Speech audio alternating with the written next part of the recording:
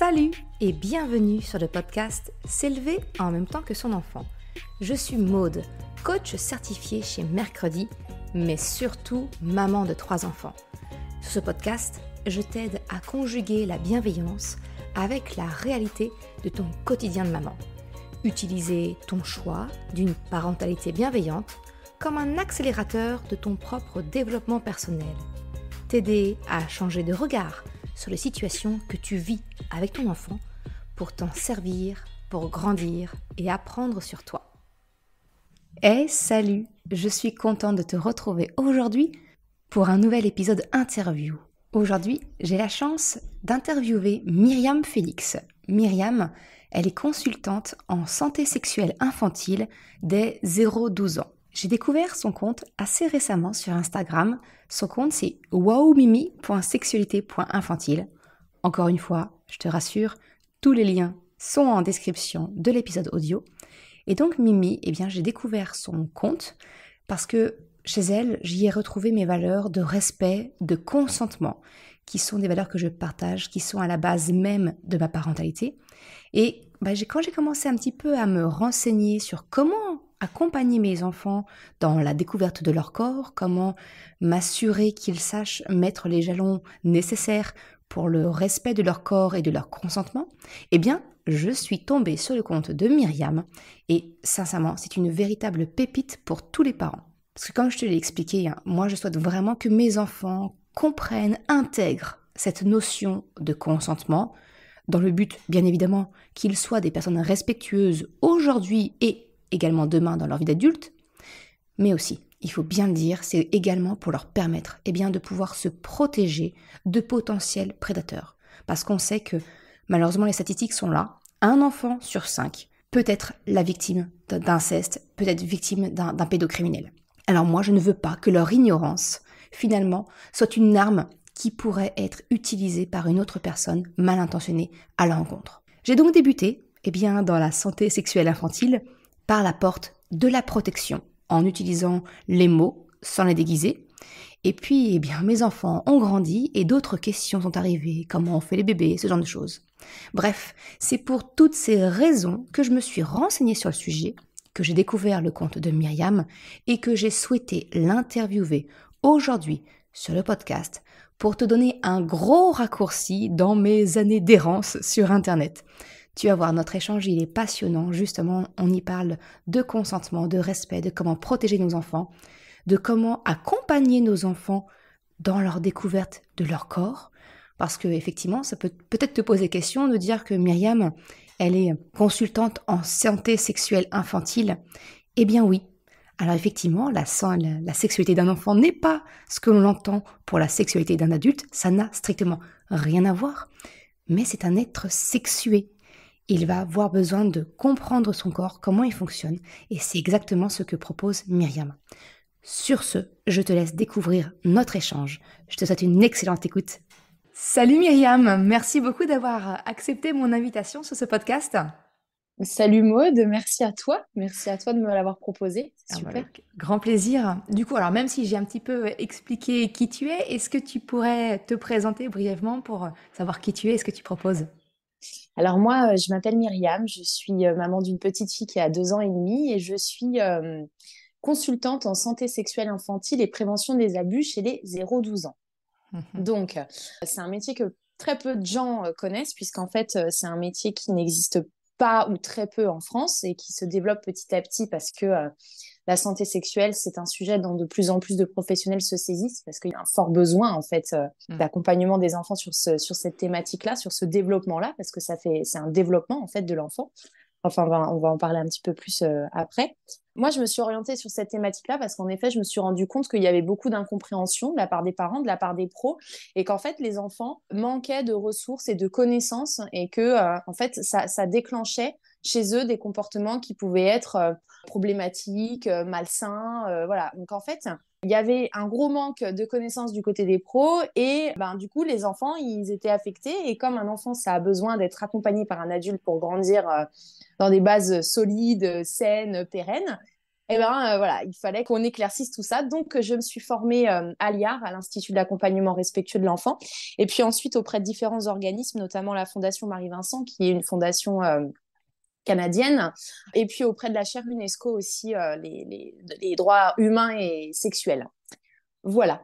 Super. Eh ben, écoute, bah, je te rejoins complètement parce que c'est ce que j'ai un petit peu expliqué en intro. Pour moi, effectivement, c'est hyper important d'accompagner nos enfants dans toutes les découvertes qu'ils peuvent faire et dans un cadre safe. Aujourd'hui, combien Complètement. d'adultes ont une sexualité, comment dire, qui traînent des casseroles ou autres, ou même des problèmes malheureusement plus graves, juste Mm. parce que on n'a pas été éduqués à ça, on ne nous a pas donné les bases, on a découvert un peu comme on pouvait, comme on trouvait, et on trouve pas toujours des choses Non, sympas et correctes.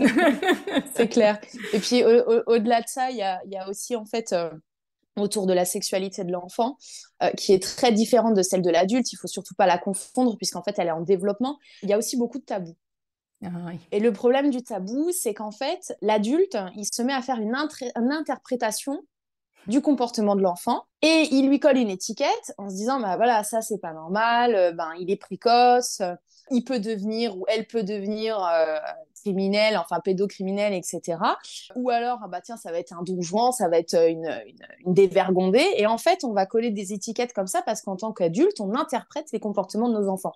C'est vrai pour la sexualité, mais c'est aussi vrai pour d'autres type de développement, puisqu'en fait, c'est assez courant d'interpréter. C'est-à-dire qu'on Les biais, on les bah, c'est connaît bien, ça, les c'est biais les biais cognitifs. cognitifs, exactement. On se rejoint bien là-dessus. On interprète et puis on tac, ok, on colle une étiquette et l'enfant, il peut la garder très longtemps. Et en fait, ça va même plus loin que ça, c'est-à-dire que, enfin, on va en venir aux questions, de toute façon, ça va se rejoindre, mais la sexualité de l'enfant, elle passe aussi par ses connaissances. Mhm. Et quand on a des connaissances qui sont pas des références, que ce soit auprès des parents ou des pros, parce que tu peux avoir des parents super safe, mais être gardé parce que tes parents travaillent et qu'en fait tu as une nourrice qui est pas informée, ou des grands-parents qui font de leur mieux mais qui n'ont pas ces connaissances-là non plus, et du coup qui emmènent l'enfant sur un chemin au niveau de son développement qui n'est pas sécure pour lui et qui lui apporte pas des choses solides et des bases saines en fait. Saine, c'est Mm. exactement ça. Alors du coup, justement, si on en venait au sujet, c'est quoi pour toi le développement psychosexuel de l'enfant? C'est quoi les grandes étapes et comment nous, en tant que parents, on peut les accompagner finalement, ces étapes-là? Alors, en fait, tu as le développement psychosexuel et tu as le développement affectif. Tout ça, c'est lié. Mhm. La santé sexuelle de l'enfant, la sexualité de l'enfant, elle est en développement, tout comme le langage, tout comme l'alimentation, comme la motricité, en fait. Mais comme c'est très méconnu et qu'on n'a pas conscience de tout ça, on pense qu'en fait, on devient, ça y est, apte à avoir des rapports, arriver à l'adolescence, et en fait, qu'avant, il y a pas tout ça. Alors que c'est très faux, en fait. On le voit C'est, bien. c'est en... Bah oui, c'est dans leur développement. Enfin, moi, je reçois énormément de parents en consultation qui me disent, je comprends pas. Il ou elle a 2 ans, il ou elle se touche alors souvent c'est les termes qui sont utilisés, c'est les zizi, la nénette, etc. Donc se touche le sexe.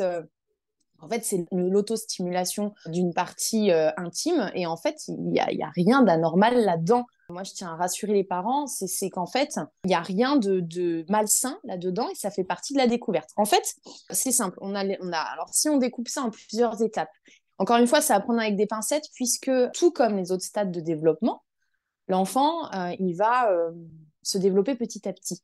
Et donc, on a des enfants de 3 ans qui parlent et il y en a d'autres qui alignent pas de mots.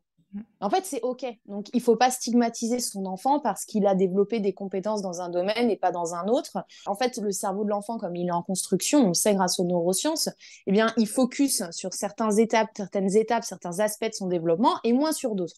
Donc, un enfant qui va être hyper à l'aise, je ne sais pas, je dévie légèrement du sujet, mais c'est important parce qu'on va y revenir. Mhm. Un enfant qui est hyper à l'aise dans la motricité globale ou en motricité en général, mais qui ne parle pas encore, qui n'aligne pas des mots à 3 ans, faut pas s'inquiéter en fait. C'est Ça qu'il y va a un venir. moment, c'est ça, ça va venir. S'il est bien entouré, qu'il est dans un environnement, encore une fois, sain, c'est toujours pareil. Bien C'est-à-dire sûr. que souvent, quand on a des développements qui tardent, c'est qu'il faut se poser les questions au niveau de l'environnement de l'enfance qui vit. Et L'enrichissement. puis, complètement. Et puis, aussi éloigner tout ce qui est possibilité de troubles, de neuroatypie.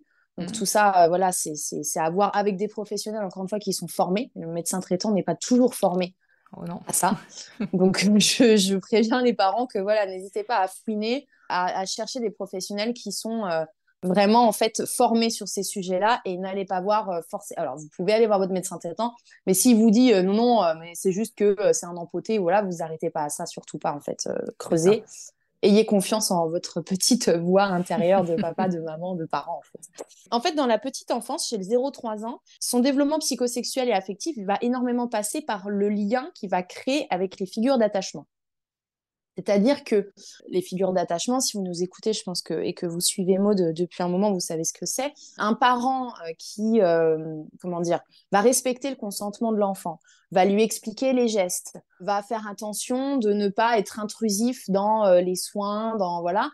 Et en fait, va, par exemple, au moment de changer la couche, dire, bah, tu vois, là, je suis en train de changer ta couche, je vais nettoyer ta vulve, ton pénis. Alors, encore une fois, moi, il ne faut pas être heurté. J'utilise les termes, les bons termes, en fait, pour parler des parties intimes, parce que c'est comme ça qu'il faut qu'on les Que appelle, ça c'est s'appelle. important.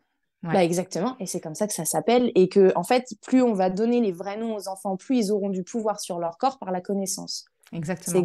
C'est exactement Ouais. la même chose pour tout, en fait. Je suis 100% en phase dessus et je fais juste Tu valides. Ah, mais complètement. Enfin, après, qu'on appelle ça n'importe comment, ZZZ, par un nom rigolo, d'accord.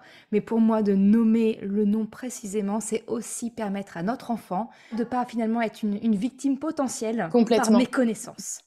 Tout à fait. C'est plutôt, c'est pas armer l'enfant, mais c'est en tout cas lui donner les moyens de Oui, savoir verbaliser et de pas se retrouver en position de faiblesse par rapport à un adulte complètement. qui non, mais non, c'est normal. Non, notre Non. enfant, il sait exactement comment ça s'appelle, que ces parties-là sont des parties intimes qui lui Oui. appartiennent et que voilà, le consentement, c'est la base, qu'il ait Et 1 an, vois, 2 ans, 12 ans, peu importe. je vais te dire ce qui se passe dans mon corps quand tu évoques ça, j'ai des frissons. Parce que là, tu as extrêmement bien résumé. Et souvent, c'est moi qui fais cette partie-là parce que dans mes interlocuteurs, les gens me disent, ah oui, mais t'as raison. Et le fait que tu le dises, je me dis, mais génial. Parce qu'en fait, il y a des gens qui intègrent ça, tu vois. Et le fait que toi, tu l'as intégré, tu vas le véhiculer. Et si tu le véhicules, tu touches d'autres adultes. Et si tu touches des adultes, tu touches des enfants. En fait, il faut faire un peu de criminologie, même si cette partie-là, c'est pas ma préférée. Parce C'est la que moins drôle. forcément, Mm. voilà, les pédocriminels à étudier, c'est pas rigolo. Mais chez beaucoup, ce qui leur plaît, c'est la vulnérabilité, c'est le fait que l'enfant n'ait pas de connaissances, ne sache pas ce qu'on fait. Ils L'emprise. jouent là-dessus, Mm. voilà, l'emprise, la manipulation. Et donc, en fait, quand on a, admettons, une personne qui souhaite agresser un enfant et que l'enfant va lui dire, mais attends, tu touches pas mon pénis, oh bah non, tu touches pas mon anus, c'est interdit, l'anus, c'est une partie intime, t'as pas le droit et je vais aller le répéter. Bah, c'est pas dans 90% des cas, c'est pas dans 100% des cas, mais il y a de fortes probabilités pour que l'adulte agresseur se dise, le pédocriminel, alors c'est pareil, moi je dis pédocriminel, non pas pédophile, parce que Oui. dans l'étymologie du mot, Phil, voilà, on est d'accord. fil c'est aimer, et donc voilà, ça va pas. C'est pas la même chose. Pédocriminel, pour moi, c'est le terme adapté. En fait, il va se dire, oula, ok, là, je suis pas face à un enfant qui sait pas de quoi on parle. Donc, je vais pas pouvoir lui dire la nénette, la mimine, donner un mot mignon. L'image qui me vient en tête, elle est peut-être pas très heureuse, mais c'est un peu, tu sais, comme les vols de vélos ou autres qui sont par opportunisme. Bah, juste, s'il y a un cadenas dessus, Complètement. il va plus facilement passer son chemin et voilà. Bah, Exactement. c'est pareil pour un pédocriminel C'est qui, exactement pareil. L'image est très bonne, en fait. C'est qu'en fait, eux, ils ont des techniques bien rodées. Alors après, il y a différents Hmm. niveaux de pédocriminels, encore une fois. C'est horrible de dire ça, mais c'est le cas. Il y en a des très, très rodés, puis il y en a qui en sont à leur premier essai. Et donc ça peut énormément rebuter, Mhm. en fait, d'avoir un enfant qui sait de quoi on parle. Donc c'est important. Maintenant, je veux pas culpabiliser non plus le parent. Alors c'est vrai qu'on est dans une belle période de déculpabilisation du parent. Moi, je pense que la culpabilité, ça permet aussi de pouvoir se remettre en question. Et c'est important quand elle est bien utilisée et bien travaillée. Tout à fait. Elle Mais est utile. elle est utile complètement. Et elle est moteur aussi. Et en fait, je veux pas culpabiliser les parents dans le sens où utiliser des petits noms, c'est aussi OK. C'est-à-dire qu'on peut dire à notre enfant, voilà, ben je sais pas, moi je m'appelle Myriam, mon surnom c'est Mimi. Je réponds aux deux, je sais que Mimi c'est mon surnom. Maintenant, quelqu'un que je connais pas, quelqu'un que je connais aussi, mais en qui j'ai pas forcément confiance, bah, je vais pas utiliser mon surnom. Ouais. Voilà. Et en fait, dire à l'enfant, voilà, il y a le vrai nom, tu peux utiliser un surnom si tu veux, mais c'est un surnom, c'est pas le vrai nom. C'est ça, Voilà. ok. C'est de vraiment d'introduire, même si aujourd'hui, peut-être que le parent qui nous écoute se dit, mince, moi effectivement j'appelle ça la nénette, la zézette ou le zizi ou peu importe, Complètement. mais il est jamais trop tard pour Non, complètement. introduire Mais oui, et les deux peuvent coexister de la tout même à fait. manière que le surnom et Tout le à prénom. fait. Et d'ailleurs, c'est plus facile pour le parent parce que quand on utilise les vrais termes au départ, ça peut paraître un peu déroutant. Et quand ça fait longtemps qu'on fait ça, on peut avoir l'impression d'avoir un rapport incestuel avec son enfant, Ouais, d'avoir en fait des propos limites. la Parce connotation, que ouais. parce qu'on attache beaucoup le côté pénis au sexe de l'homme et la vulve au sexe de la femme. Et du coup, on a l'impression de se dire, oh là là, mais moi, il n'est pas un peu jeune ou elle n'est pas un peu jeune pour lui parler de ça. Mais non, c'est tout simplement les vrais mots, en fait, pour les Anatomique. utiliser. Bah, anatomique, exactement. C'est anatomiquement correct. Et pour donner un petit conseil aux parents qui écouteront ce podcast, si au départ c'est dur à utiliser juste le mot, vous pouvez chanter.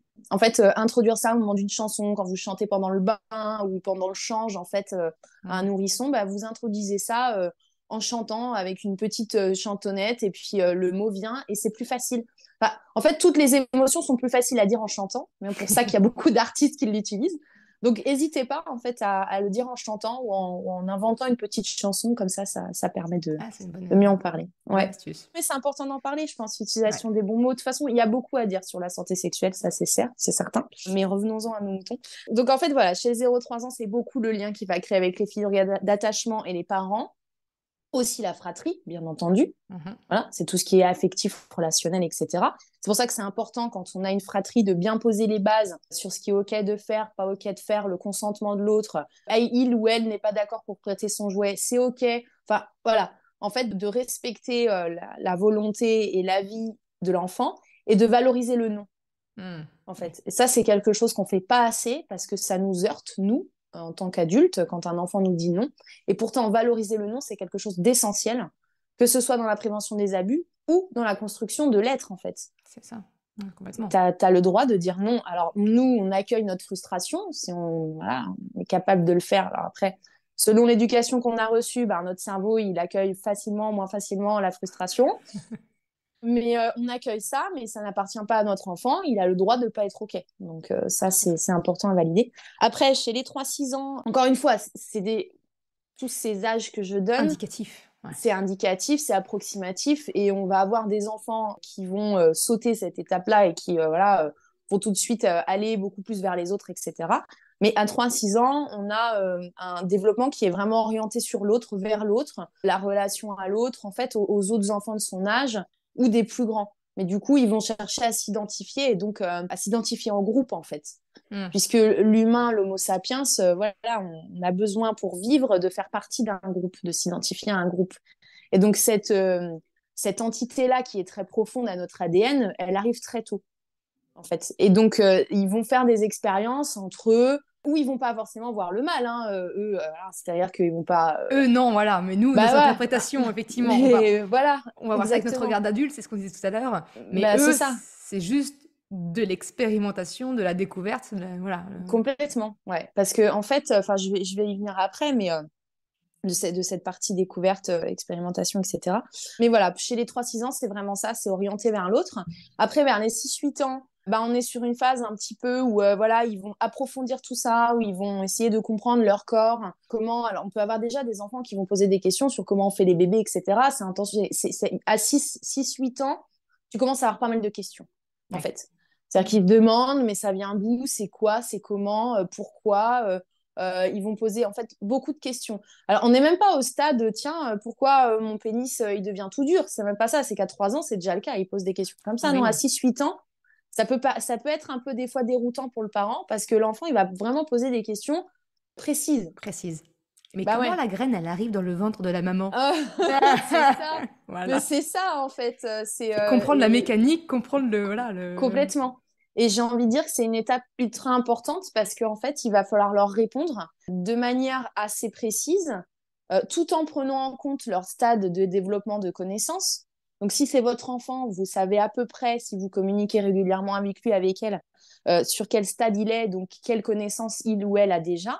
Mm. Mais si vous êtes professionnel, et que, admettons, vous êtes une maîtresse ou un institutrice, vous savez pas forcément l'enfant en face de vous, à quel niveau, quel degré il a de la connaissance. C'est Donc ça. là, il faut lui poser des questions et n'hésitez pas à retourner la question à l'enfant. Quand l'enfant vous dit, par exemple, je sais pas, je vais prendre un exemple, il a entendu parler d'un 69, voilà. Donc il va dire, ah, mais c'est quoi 69? J'ai entendu ça l'autre soir parce que, je sais pas, vous avez eu des amis et en fait, vous avez un pote qui a pas d'enfant et qui sort ça à table et bah, votre gamin, il est là. Bon, bah, Il a c'est fait, hein. Et imprimé. C'est ça. il a imprimé et c'est des situations tout à fait banales, en fait. C'est qu'à un moment, ça arrive à tout le monde. C'est pas, enfin, euh, comme des gros mots qui peuvent fuser, des trucs, ça fait partie de la vie de tous les jours. Donc Tout à l'enfant fait. entend et donc il va bien vous poser des questions. Et il va dire, en fait, l'idée, c'est de dire, qu'est-ce que ça t'évoque, toi L'enfant, il va dire, je sais pas, bon, admettons, si on reste dans cette situation, on va appeler l'ami, je sais pas, Boris.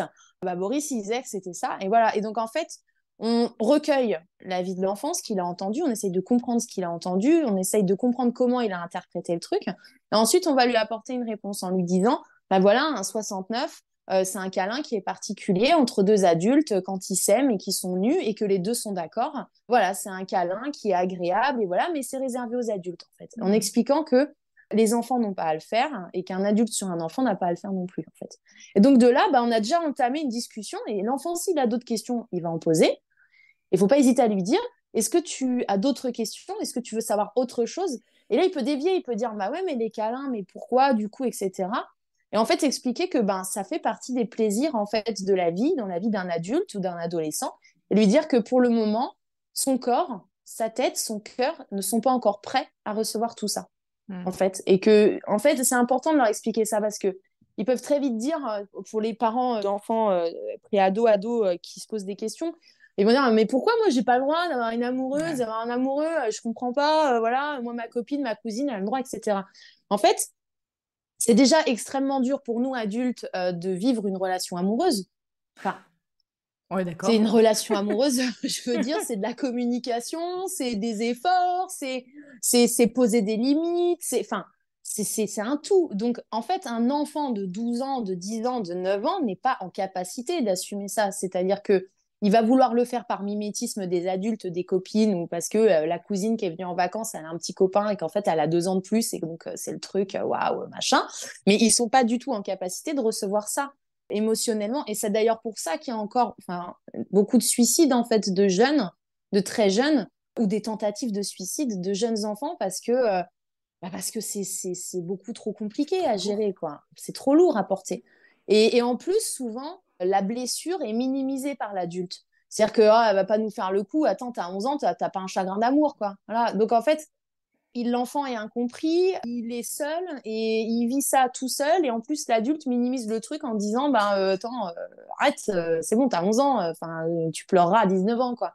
Donc, en fait, bah ouais, c'est Ouais. ça. C'est nier, c'est exactement ça. C'est Mm, ce que tu dis, c'est nier complètement les émotions de l'enfant, de ce qu'il peut ressentir, de l'intensité que l'on vit, complètement. ça, quand on était enfant. Enfin, on l'a Mm. vécu aussi, mais on l'oublie.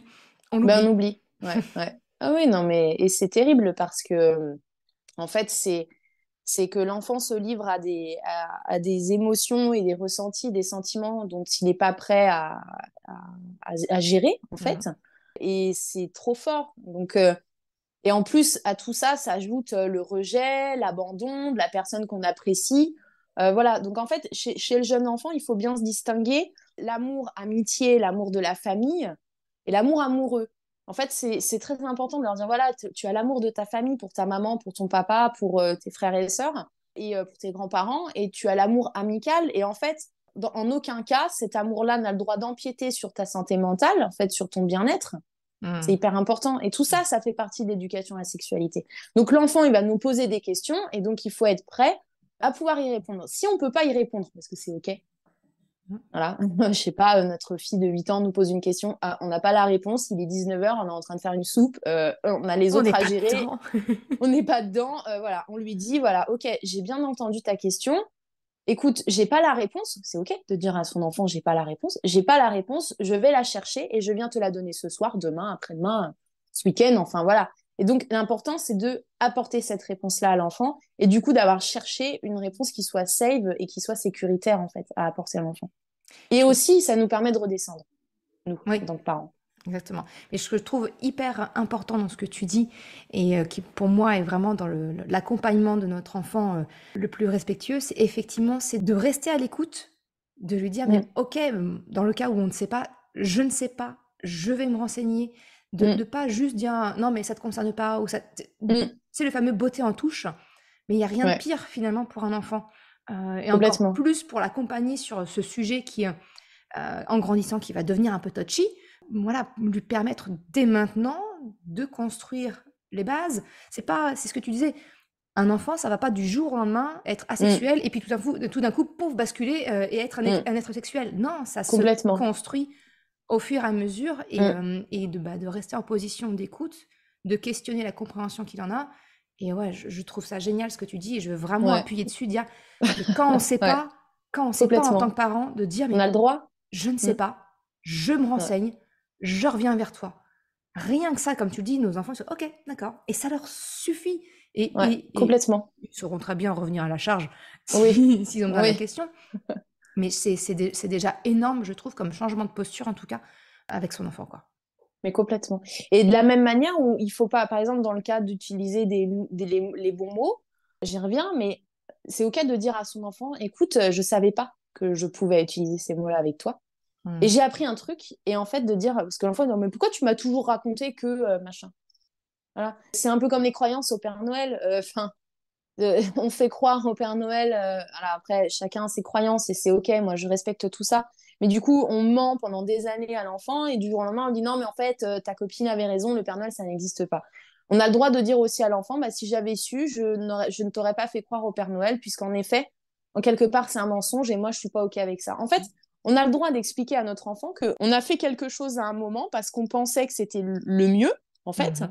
mais que finalement, on s'est remis en question et c'est l'exemplarité. Donc l'enfant, il se dit, ah ouais, non, ouais, maman, elle a cette force-là. Je dis maman parce que j'ai pas de pourcentage, mais dans beaucoup, beaucoup de cas, c'est la Beaucoup. maman. Voilà. Maman, elle se remet en question, elle est OK pour dire qu'elle s'est peut-être plantée et c'est génial et c'est une force, Mm. en fait. C'est que, ouais, Je suis ça, complètement en phase. C'est exactement, enfin, bah ouais, s'il y a qu'une complètement. chose que je veux faire passer à travers ce podcast, c'est vraiment ça, c'est dire, on a le droit bah, de s'être trompé, d'avec l'état des Mm. connaissances qu'on avait à l'instant T, de pas avoir fait le choix le plus éclairé ou autre, et on a le droit de changer, de Et oui. modifier, voilà, c'est... Et oui, et moi j'ai des propos aujourd'hui qui sont avérés parce que voilà, c'est les connaissances que j'ai. Mais si demain il y a un nouveau travail de neurosciences qui est fait sur le développement de l'enfant, qu'il y a des nouveaux paramètres qu'on a et ben j'adapterai mon paramètre en fait.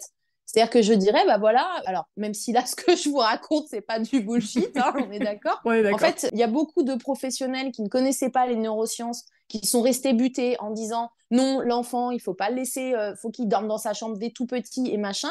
Et en fait, les neurosciences sont arrivées et ils se sont même pas mis à la page.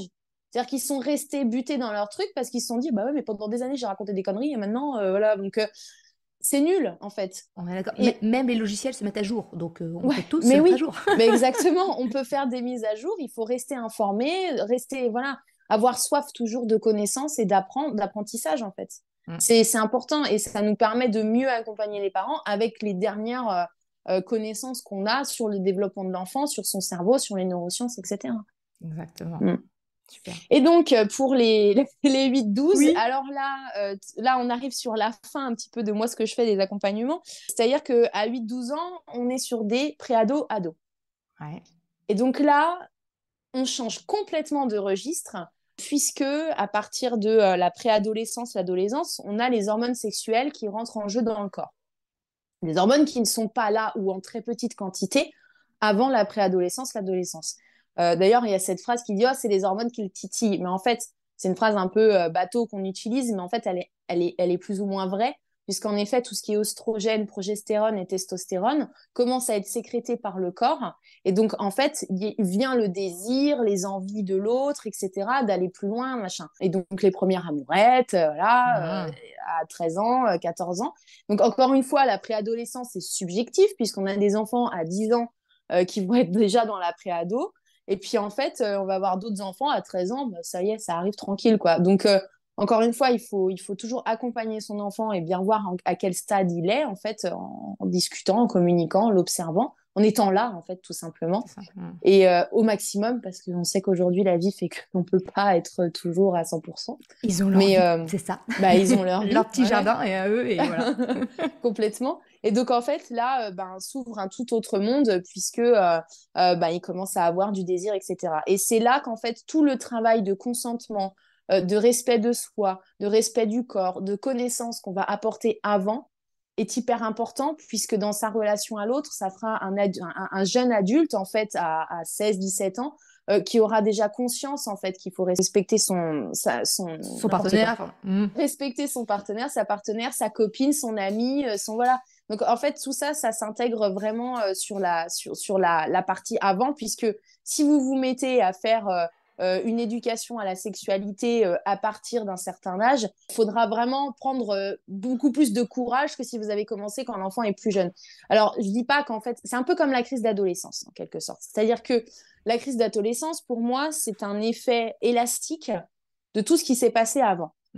Plus on a été dans le contrôle, dans l'interdiction, dans le refoulement des émotions, dans la non-expression des sentiments, en fait, plus l'enfant va faire une crise d'adolescence explosive parce que ben, c'est la confrontation avec le parent. Alors on dit oui, mais bon, il a besoin de ça pour se forger et tout. Ben, oui, mais Ça euh, peut aussi bah, bien c'est se ça. passer. Ça peut aussi bien se passer et il n'y a pas de raison. Donc forcément, si vous vous mettez à faire une éducation à la sexualité, moi je vais pas mentir aux gens en disant oh mais non mais commencez. Le top, c'est de commencer quand ils sont petits. Mais si vous commencez à 11-12 ans, il n'y a rien de nul. C'est pas difficile. C'est juste qu'il va falloir intégrer beaucoup plus de choses dès le départ et avoir des vraies discussions en fait pour pouvoir vraiment et pas rattraper parce qu'on peut jamais rattraper le temps mais au moins intégrer des choses à un âge un petit peu plus avancé. Des bases saines, c'est Voilà. ça. Ah Des non, bases complètement. saines. Voilà. Exactement. Bah, pour moi, pour revenir sur la fameuse crise d'adolescence, entre guillemets, pour moi, c'est vraiment la même chose qu'on parle pour les 2 ans, les 4 ans. Ce sont des phases d'affirmation. Et plus l'enfant va avoir besoin de s'affirmer pour reprendre du contrôle, plus ça sera fort. Et donc, plus ça va faire une crise, entre guillemets. Exactement. Vraiment... Et une fracture dans le lien. Exactement, exactement. Cool. Parce que, ouais, non, mais complètement. Mais c'est bien, on a vraiment les mêmes types de... On est en phase. J'ai envie de te dire, on est en phase. On circule voie 12 toutes les deux. C'est ça. Donc voilà, alors je voulais apporter un point sur la sexualité de l'enfant. Alors, elle est cognitive, c'est-à-dire qu'elle tourne autour de tout ce qui est connexion, connaissance, etc. Elle est affective, elle est sensorielle, donc c'est le toucher, la découverte du corps, et voilà. Elle est biologique, parce que nous sommes sexués, nous naissons sexués, en fait. C'est l'enfant, à partir du moment où l'humain, il naît sexué, donc il a une sexualité, en fait. Ça fait partie du package. Elle est morale, elle est sociale, culturelle, et elle est spirituelle. Puisque un enfant qui grandit dans une famille avec des croyances ou pas de croyances, bah, il va pas construire sa sexualité de la même manière que son voisin ou que sa voisine, en fait. Donc tout ça, tout l'environnement, en fait, ça y participe, en quelque sorte. Voilà. Donc de ce que tu dis, si je comprends bien, c'est que finalement, la façon dont on se construit, donc on construit notre sexualité, elle est multifactorielle. Elle repose sur tous ces aspects-là. Plusieurs composantes, ouais. Elle a beaucoup de composantes. Elle a beaucoup de composantes et de la même manière on est en 2023, un enfant qui grandit en France et un enfant qui grandit au Brésil ne va pas du tout en fait fonctionner de la même manière et ne va pas du tout construire sa sexualité de la même manière, en fait. Ok. C'est passionnant. Bah oui. Il y aurait tellement. Ouais, je sais. Il y a tellement à dire. J'ai même envie de te dire que j'aimerais bien te revoir pour un autre écoute, avec plaisir. Pour un double. Exactement, ouais, pour vraiment explorer encore plus le sujet. Parce que je pense que ça te donne déjà pas mal de pistes. Exactement, pas mal de pistes aux parents. Je pense que ça peut être une bonne introduction. Non, mais c'est vraiment passionnant cet échange avec toi, Myriam. Il y a une dernière question que j'aimerais te poser. C'est justement quand on a un enfant qui est dans son exploration, découvrir le fonctionnement de son corps. Ouais. Je pense aux petites filles qui vont se toucher le clitoris, les petits garçons qui vont comprendre que leur sexe se décalote. Comment on réagit, nous, en tant que parents? Comment on peut réagir face à ça? Alors, en fait, la masturbation ou l'autostimulation, elle est tout à fait normale et elle est même nécessaire. Chez le petit enfant qui a un pénis, on a en fait une nécessité physiologique. En fait, souvent on a dit, enfin, beaucoup de professionnels ont dit qu'il faut décaloter. En Ouais, fait, fameuse non. question. Voilà, le décalotage, il se fait naturellement par les érections et par la stimulation Mhm. en fait. Donc, et en fait, alors quand on regarde les deux organes, finalement, le clitoris, ce n'est que le gland du pénis, mais qui est interne. Et Ouais. donc, en fait, après, bon, là, je suis en train de montrer avec mes mains, mais personne ne verra rien. Mais Je mettrai une ça, petite illustration sur le site pour il y a voir le, voilà, il que y c'est a la le même. corps caverneux du clitoris et il y a aussi le corps caverneux sur le pénis. Donc, en fait, c'est juste que nous, on a les femelles, en quelque sorte, les femmes, les filles, on a un pénis à l'intérieur qui est le clitoris, en fait, en quelque Mhm. sorte. Sauf que nous, on a beaucoup plus de terminaisons nerveuses. Donc, il n'y a rien d'anormal là-dedans. Moi, je tiens surtout à rassurer les parents. Là où ça devient problématique, c'est quand on est sur une masturbation ou une autostimulation qui devient excessive et compulsive. Là, derrière, il s'agit de trouver le besoin et de trouver pourquoi l'enfant le fait. Est-ce qu'il y a un souci? Est-ce qu'il y a de l'inceste? Est-ce qu'il y a de la violence sexuelle? Est-ce qu'il y a du harcèlement à l'école? Voilà, en fait, il y a une raison à tout ça parce que souvent, ce qui se passe, c'est que l'autostimulation, elle devient fréquente le soir quand l'enfant est fatigué. Mais c'est exactement la même chose pour nous. Quand on se masturbe, qu'on est fatigué, on s'endort plus vite. Après un rapport sexuel, on s'endort plus vite. En fait, la stimulation de ces zones-là, elles vont sécréter des hormones. Des hormones qui sont liées au bien-être, à la détente, à la sérénité, à la tranquillité. Au-delà des hormones, il y a aussi toute la partie découverte. Oh, bah, quand je me touche là, ça fait du bien. Bah, voilà. Oh, c'est rigolo, ça fait guili-guili, ça me fait du bien, etc. Il a besoin de ça, l'enfant, pour comprendre que son corps fonctionne bien, que tout va bien, que voilà, ça fait du bien, des bons ressentis et c'est agréable. Donc en fait, ça s'accompagne. Il faut pas avoir un rejet en disant ah mais c'est dégoûtant. En fait, il faut parler dès tout petit de l'intimité en lui disant tu vois ça c'est ton intimité, tu peux aller le faire dans ta chambre ou alors si l'enfant est tout Mhm. petit, sortez de la pièce. C'est-à-dire que c'est pas vous prenez l'enfant, vous le posez dans sa pièce en disant quand tu te touches le pénis, je te mets dans ta chambre C'est parce pas de qu'il faut pas l'isolement. c'est pas de l'isolement en fait. Mhm. C'est-à-dire que si vous avez affaire à un tout petit, un 2 ans, 3 ans, ben vous lui avez dit une fois en lui disant écoute c'est ton intimité, tu ne peux pas le faire devant tout le monde. S'il continue, vraiment vous l'engueulez pas. Vous sortez de la C'est pièce, vous moi qui allez dans une sors. autre pièce. Voilà, c'est moi qui sors, je vais voir, je vais faire un truc ailleurs, etc. Je ziote qu'ils se blessent pas, que voilà, parce qu'il y a des enfants qui utilisent des objets aussi, et donc ça peut être dangereux. Quand c'est des doudous, ça va, mais quand c'est des Playmobil ou des trucs, enfin voilà. C'est- Surtout l'été, quand ils sont souvent fesses à l'air au jardin et tout, ou dans la maison. Non, mais on est dans la vie réelle, hein, à un moment, faut être. C'est ça. On a tous vu le petit tout nu à la maison, là, laï laï. Donc en fait, voilà, tout ça, il faut expliquer. Dans ça, tu peux te blesser. L'enfant, il comprend très bien. Lui expliquer que voilà, c'est pas ok parce que ben il y a du monde dans la maison, il y a des frères et sœurs, etc. Mais il faut pas hésiter à sortir et s'il y a des plus grands, les sortir aussi en disant ben voilà, il a besoin d'un temps, on le laisse. Laisse-le. Voilà. Voilà, Donc, exactement. Si vous n'êtes pas dans rapidement, Maud, si vous n'êtes pas dans un environnement où c'est possible. mhm. C'est-à-dire que bah, des fois, on a du monde, et puis bah, on ne peut pas dire à tout le monde, et hop, tout le monde dans la cuisine, mon enfant s'autostimule. Quoi. Voilà. Donc, dans ce cas, vous occupez les mains de l'enfant. En fait, vous switchez sur une autre activité, vous lui filez une balle sensorielle type Montessori, vous lui dites, viens, on va lire un livre, machin. Vous faites une tétée si vous allaitez, vous switchez sur autre chose. Il ne faut pas utiliser ce switch sans arrêt pour tout, Pas parce que sinon, systématique. après, voilà, Mhm. c'est pas systématique. Mais c'est un moyen quand on a un enfant qui le fait alors qu'on est à un mariage ou qu'il y a de la famille chez nous, qu'on est chez des gens ou que bah voilà, là, à cette période-là, c'est pas OK. Et voilà. Ouais, c'est le Voilà. bon moyen, effectivement, pour Ouais, accompagner, voilà, dire, OK, effectivement, voilà. bah, comme tu le dis, finalement, c'est de poser des mots sur ce qu'il ressent. Bah, ça fait du Exactement. bien, voilà, OK, mais ça, c'est un geste intime. Tu le fais Voilà. quand tu es tout seul dans ta chambre. Et chez les tout petits, vous sortez parce que, en fait, tout ce qui est notion d'intimité, ça n'arrive pas avant 6 ans. D'accord, OK. Donc en fait, avant 6 ans, vous allez avoir votre enfant qui va beaucoup se balader tout nu, qui va adorer être tout nu, Oui. voilà, et voilà. Je, je, mon Donc dernier, il y a 4 ans et demi, effectivement, on est bien dans voilà, cette ils phase-là. adorent être tout nus, voilà. Et du coup, des fois, moi, je reçois des parents qui me disent, mais quand même, il a 4 ans, il a 5 ans, il est encore tout nu. Bah ouais, mais ils aiment bien, en fait. Ils n'ont pas du tout cette notion de je dois me cacher, j'ai l'intimité. À un moment, de toute façon, ça arrive. Et ça arrive au moment du bain ou ça arrive, voilà, oh, mais regarde pas mon corps, laisse-moi tranquille, voilà. Et puis, encore une fois, chez les tout petits, ben, c'est répéter, répéter, répéter, répéter. C'est ça. C'est la répétition qui ancre. Voilà. Super. Bah écoute, merci beaucoup. Je t'en prie. Myriam, pour ton Avec partage. grand plaisir. Non, c'était Avec chouette. grand plaisir. Merci à toi de m'avoir reçu à ton antenne. C'est bien chouette. Avec grand C'était une plaisir. première expérience. J'avais jamais fait de podcast et vraiment, vrai ça m'a plu. Donc, ouais. Ah bah écoute, Voilà. ah bah il te reste plus qu'à faire le tien Inauguration, pour les ponts, voilà. C'est ça. Oh, je sais pas si j'aurai le temps. C'est du travail, hein. On se rend pas compte que derrière un podcast, C'est pas moi il y a qui du vais dire le boulot. contraire. Ouais, c'est énormément de travail. Merci Maud. Merci beaucoup Myriam.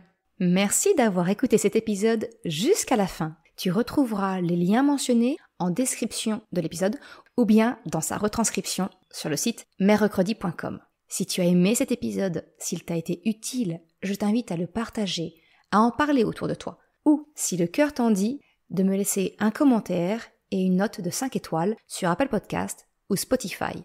Cela me permet de faire connaître le podcast et m'encourage à progresser. Un grand merci à celles et ceux qui prennent le temps de le faire ou de m'envoyer un message privé si leur plateforme d'écoute ne le permet pas. Je te souhaite une excellente journée, après-midi, soirée, quel que soit le moment où tu écoutes et je te dis à la semaine prochaine pour un nouvel épisode. Ciao!